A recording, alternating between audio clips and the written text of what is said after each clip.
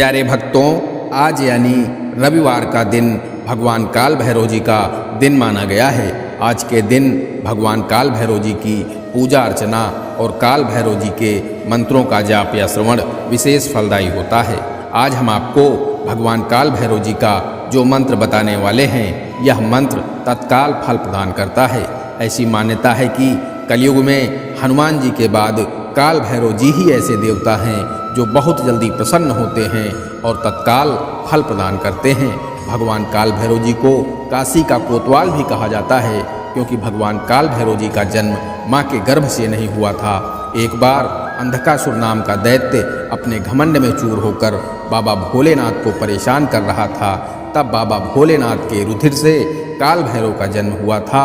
तब बाबा काल भैरव ने उस दैत्य का संहार किया था।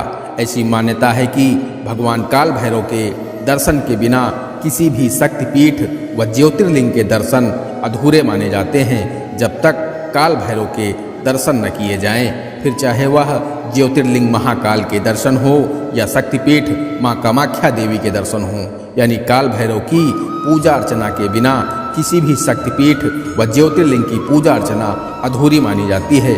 भगवान काल भैरव का जो मंत्र हम आपको आज बताने वाले हैं, वह मंत्र किसी भी पूजा अनुष्ठान से पहले जरूर बोला जाता है। ऐसी मान्यता है कि इस मंत्र के नियमित जाप या श्रवण करने से भक्त के सभी तरह के दुख दूर हो जाते हैं। शत्रु की या तो पराजय हो जाती है या उसकी द्वेष भावना समाप्त हो जाती है। वह मित्रता का हाथ बढ़ा देता है। भूत प्रेत बाधा से पहले दिन से ही मुक्ति मिल जाती है। डरे हुए लोगों का डर छूट जाता है। घर परिवार की कलह से मुक्ति मिल जाती है। परिवार सुखी व निरोगी रहता है। धन धान्य की कमी नहीं रहती है। प्यारे भक्तों, यह मंत्र इतना शक्तिशाली है कि अगर सच्चे मन से इस मंत्र को 108 बार सुन भी लिया जाए तो भक्त को पहले दिन से ही अप्रत्याशित लाभ प्राप्त होता है। तो प्रिय भक्तों, आइए भगवान काल भैरव के इस चमत्कारी मंत्र को कम से कम 108 बार सुन लेते हैं। लेकिन उससे पहले सभी भक्तों से एक छोटा सा निवेदन है, वीडियो पसंद आए तो दिल से एक लाइक करिएगा। इसी तरह के कल्याणकारी वीडियो आगे भी देखने के लिए हमारे चैनल मंत्र का ज्ञान को सब्सक्राइब करके कमेंट में जय काल भैरव जरूर लिखें। मंत्र है ओम तीखदंत महाकाय कल्पांत दोहनम भैरवाय नमस्तुभ्यं अनुज्ञाम दातुर्माहिषि। ओम तीखदंत महाकाय कल्पांत दोहनम भैरवाय नमस्तुभ्यं अनुज्ञाम दातुर्माहिषि। ओम तीखदंत महाकाय कल्पांत दोहनम भैरवाय नमस्तुभ्यं अनुज्ञाम दातुर्माहिषि। ओम तीखदंत महाकाय कल्पांत दोहनम भैरवाय नमस्तुभ्यं अनुज्ञाम दातुर्माहिषि। ओम तीखदंत महाकाय कल्पांत दोहनम भैरवाय नमस्तुभ्यं अनुज्ञाम दातुर्माहिषि। ओम तीखदंत महाकाय कल्पांत दोहनम भैरवाय नमस्तुभ्यं अनुज्ञाम दातुर्माहिषि। ओम तीखदंत महाकाय कल्पांत दोहनम भैरवाय नमस्तुभ्यं अनुज्ञाम दातुर्माहिषि। ओम तीखदंत महाकाय कल्पांत दोहनम भैरवाय नमस्तुभ्यं अनुज्ञाम दातुर्माहिषि। ओम तीखदंत महाकाय कल्पांत दोहनम भैरवाय नमस्तुभ्यं अनुज्ञाम दातुर्माहिषि। ओम तीखदंत महाकाय कल्पांत दोहनम भैरवाय नमस्तुभ्यं अनुज्ञाम दातुर्माहिषि। ओम तीखदंत महाकाय कल्पान्तदोहनं भैरवाय नमस्तुभ्यं अनुज्ञां दातुर्माहिषि। ॐ तीखदन्तमहाकाय कल्पान्तदोहनं भैरवाय नमस्तुभ्यं अनुज्ञां दातुर्माहिषि।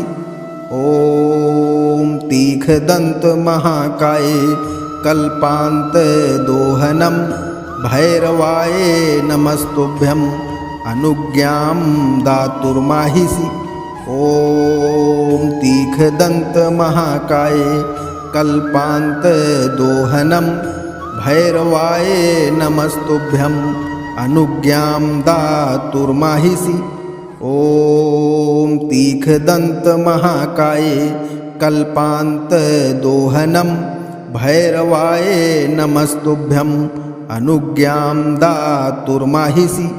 ॐ तीखदन्तमहाकाय कल्पान्तदोहनं भैरवाय नमस्तुभ्यं अनुज्ञां दातुर्माहिषि। ॐ तीखदन्तमहाकाय कल्पान्तदोहनं भैरवाय नमस्तुभ्यं अनुज्ञां दातुर्माहिषि।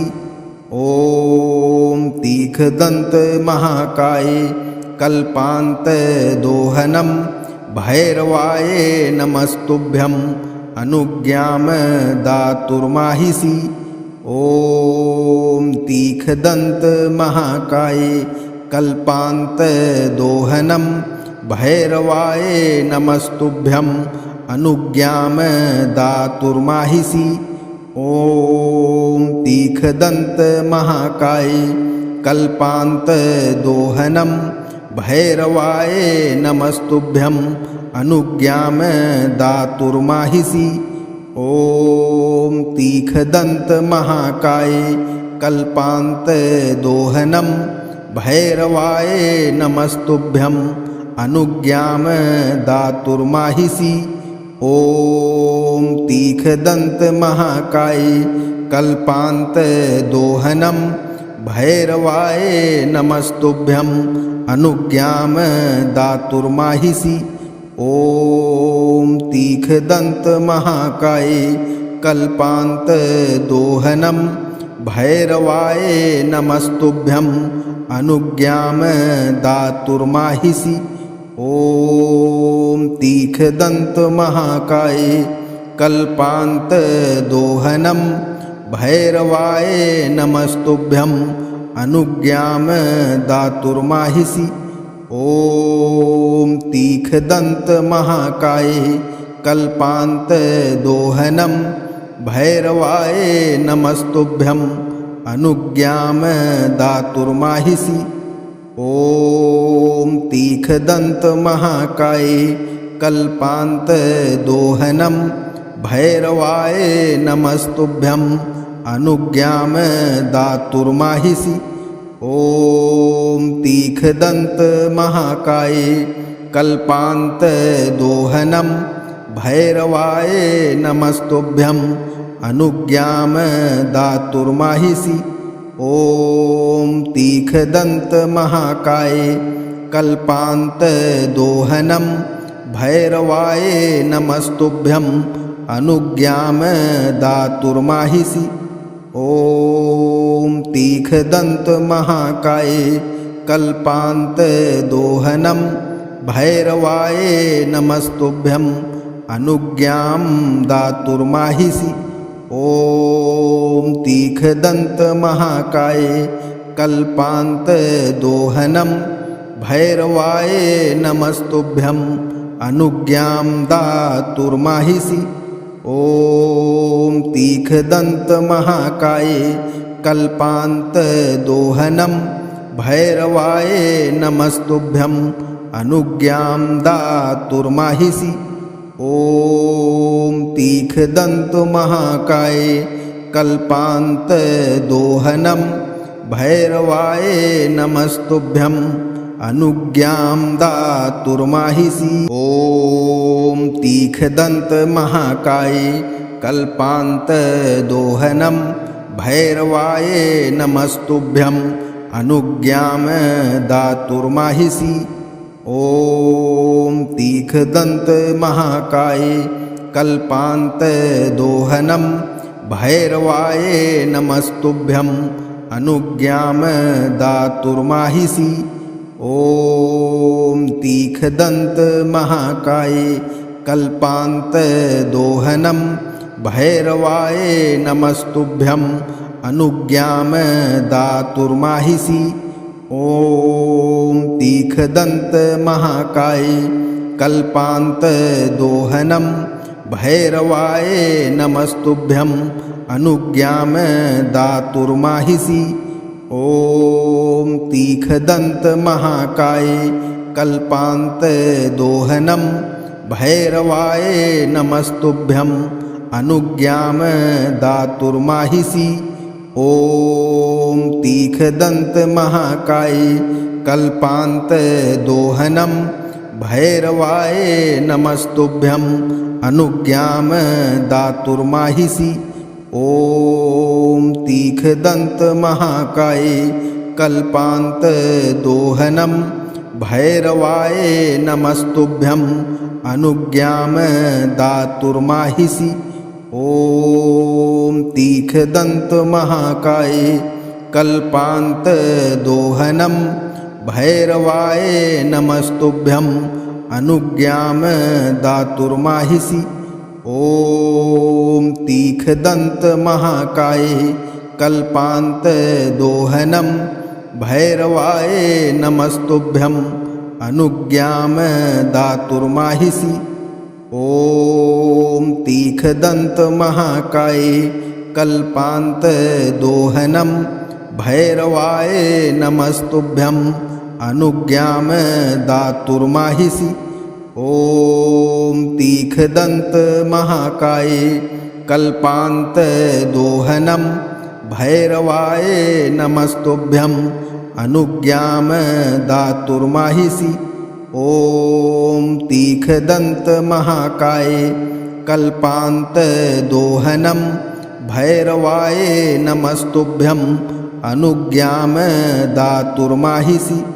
ॐ तीखदन्त महाकाय कल्पान्तदोहनं भैरवाय नमस्तुभ्यं अनुज्ञां दातुर्माहिषि। ॐ तीखदन्त महाकाय कल्पान्तदोहनं भैरवाय नमस्तुभ्यं अनुज्ञां दातुर्माहिषि।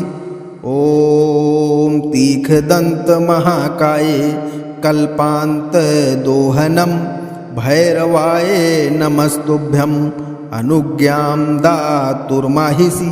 ॐ तीखदन्त महाकाय कल्पान्तदोहनं भैरवाय नमस्तुभ्यं अनुज्ञां दातुर्माहिषि। ॐ तीखदन्त महाकाय कल्पान्तदोहनं भैरवाय नमस्तुभ्यं अनुज्ञां दातुर्माहिषि। ॐ तीखदन्त महाकाय कल्पान्तदोहनं भैरवाय नमस्तुभ्यं अनुज्ञां दातुर्माहिषि। ॐ तीखदन्त महाकाय कल्पान्तदोहनं भैरवाय नमस्तुभ्यं अनुज्ञां दातुर्माहिषि। ॐ तीखदन्त महाकाय कल्पान्तदोहनं भैरवाय नमस्तुभ्यं अनुज्ञां दातुर्माहिषि। ॐ तीखदन्त महाकाय कल्पान्तदोहनं भैरवाय नमस्तुभ्यं अनुज्ञां दातुर्माहिषि। ॐ तीखदन्त महाकाय कल्पान्तदोहनं भैरवाय नमस्तुभ्यं अनुज्ञां दातुर्माहिषि। ॐ तीखदन्त महाकाय कल्पान्तदोहनं भैरवाय नमस्तुभ्यं अनुज्ञां दातुर्माहिषि। ॐ तीखदन्तमहाकाय कल्पान्तदोहनं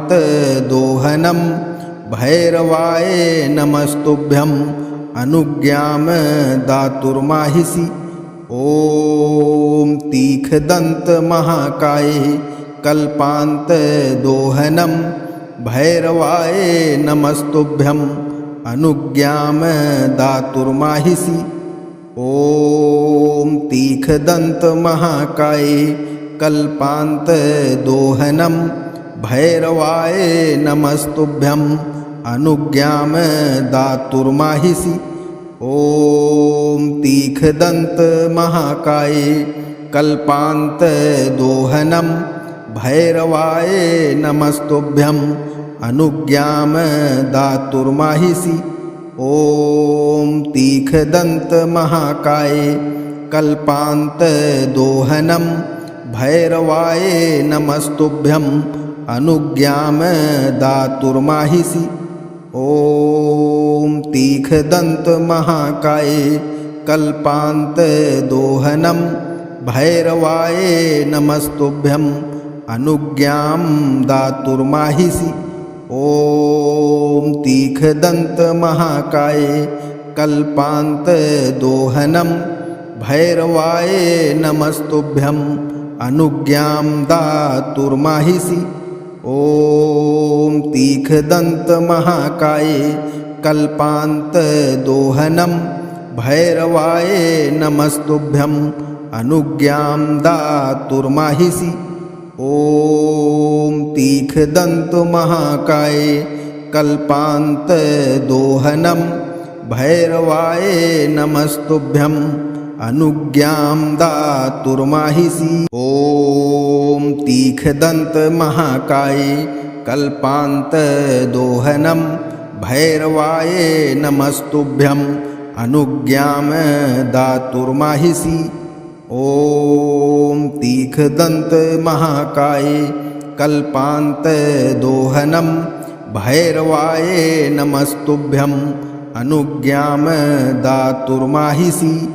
ॐ तीखदन्तमहाकाय कल्पान्तदोहनं भैरवाय नमस्तुभ्यं अनुज्ञां दातुर्माहिषि। ॐ तीखदन्तमहाकाय कल्पान्तदोहनं भैरवाय नमस्तुभ्यं अनुज्ञां दातुर्माहिषि। ॐ तीखदन्तमहाकाय कल्पान्तदोहनं भैरवाय नमस्तुभ्यं अनुज्ञां दातुर्माहिषि। ॐ तीखदन्तमहाकाय कल्पान्तदोहनं भैरवाय नमस्तुभ्यं अनुज्ञां दातुर्माहिषि। ॐ तीखदन्तमहाकाय कल्पान्तदोहनं भैरवाय नमस्तुभ्यं अनुज्ञां दातुर्माहिषि। ॐ तीखदन्तमहाकाय कल्पान्तदोहनं भैरवाय नमस्तुभ्यं अनुज्ञां दातुर्माहिषि। ॐ तीखदन्तमहाकाय कल्पान्तदोहनं भैरवाय नमस्तुभ्यं अनुज्ञां दातुर्माहिषि। ॐ तीखदन्तमहाकाय कल्पान्तदोहनं भैरवाय नमस्तुभ्यं अनुज्ञां दातुर्माहिषि। ॐ तीखदन्तमहाकाय कल्पान्तदोहनं भैरवाय नमस्तुभ्यं अनुज्ञां दातुर्माहिषि। ॐ तीखदन्तमहाकाय कल्पान्तदोहनं भैरवाय नमस्तुभ्यं अनुज्ञां दातुर्माहिषि। ॐ तीखदन्तमहाकाय कल्पान्तदोहनं भैरवाय नमस्तुभ्यं अनुज्ञां दातुर्माहिषि।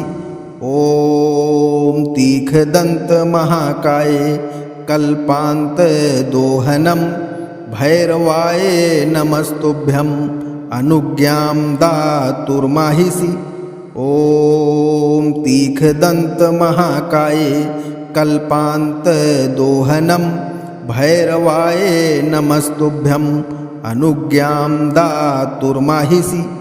ॐ तीखदन्तमहाकाय कल्पान्तदोहनं भैरवाय नमस्तुभ्यं अनुज्ञां दातुर्माहिषि। ॐ तीखदन्तमहाकाय कल्पान्तदोहनं भैरवाय नमस्तुभ्यं अनुज्ञां दातुर्माहिषि।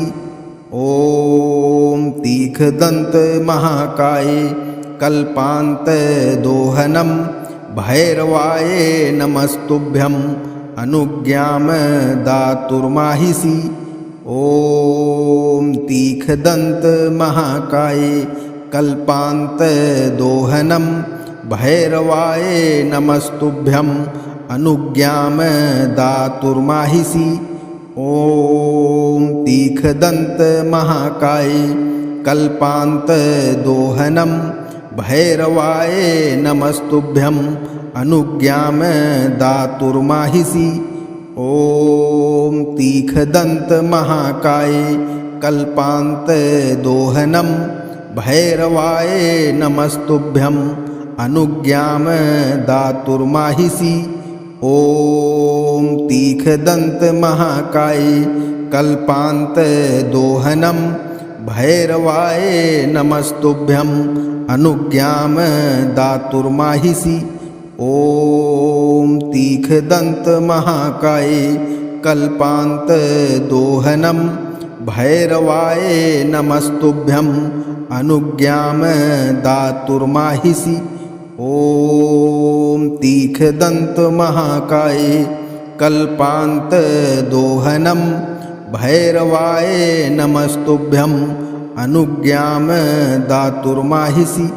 ॐ तीखदन्तमहाकाय कल्पान्तदोहनं भैरवाय नमस्तुभ्यं अनुज्ञां दातुर्माहिषि। ॐ तीखदन्तमहाकाय कल्पान्तदोहनं भैरवाय नमस्तुभ्यं अनुज्ञां दातुर्माहिषि। ॐ तीखदन्तमहाकाय कल्पान्तदोहनं भैरवाय नमस्तुभ्यं अनुज्ञां दातुर्माहिषि। ॐ तीखदन्तमहाकाय कल्पान्तदोहनं भैरवाय नमस्तुभ्यं अनुज्ञां दातुर्माहिषि। ॐ तीखदन्तमहाकाय कल्पान्तदोहनं भैरवाय नमस्तुभ्यं अनुज्ञां दातुर्माहिषि। ॐ तीखदन्तमहाकाय कल्पान्तदोहनं भैरवाय नमस्तुभ्यं अनुज्ञां दातुर्माहिषि। ॐ तीखदन्तमहाकाय कल्पान्तदोहनं भैरवाय नमस्तुभ्यं अनुज्ञां दातुर्माहिषि।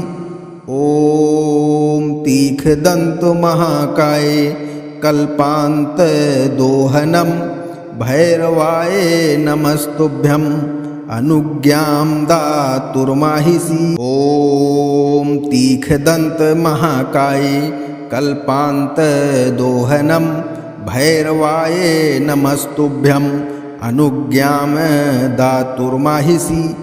ॐ तीखदन्तमहाकाय कल्पान्तदोहनं भैरवाय नमस्तुभ्यं अनुज्ञां दातुर्माहिषि। ॐ तीखदन्तमहाकाय कल्पान्तदोहनं भैरवाय नमस्तुभ्यं अनुज्ञां दातुर्माहिषि। ॐ तीखदन्त महाकाय कल्पान्तदोहनं भैरवाय नमस्तुभ्यं अनुज्ञां दातुर्माहिषि। ॐ तीखदन्त महाकाय कल्पान्तदोहनं भैरवाय नमस्तुभ्यं अनुज्ञां दातुर्माहिषि। ॐ तीखदन्त महाकाय कल्पान्तदोहनं भैरवाय नमस्तुभ्यं अनुज्ञां दातुर्माहिषि। ॐ तीखदन्त महाकाय कल्पान्तदोहनं भैरवाय नमस्तुभ्यं अनुज्ञां दातुर्माहिषि। ॐ तीखदन्त महाकाय कल्पान्तदोहनं भैरवाय नमस्तुभ्यं अनुज्ञां दातुर्माहिषि। ॐ तीखदन्त महाकाय कल्पान्तदोहनं भैरवाय नमस्तुभ्यं अनुज्ञां दातुर्माहिषि। ॐ तीखदन्त महाकाय कल्पान्तदोहनं भैरवाय नमस्तुभ्यं अनुज्ञां दातुर्माहिषि। ॐ तीखदन्त महाकाय कल्पान्तदोहनं भैरवाय नमस्तुभ्यं अनुज्ञां दातुर्माहिषि। ॐ तीखदन्त महाकाय कल्पान्तदोहनं भैरवाय नमस्तुभ्यं अनुज्ञां दातुर्माहिषि।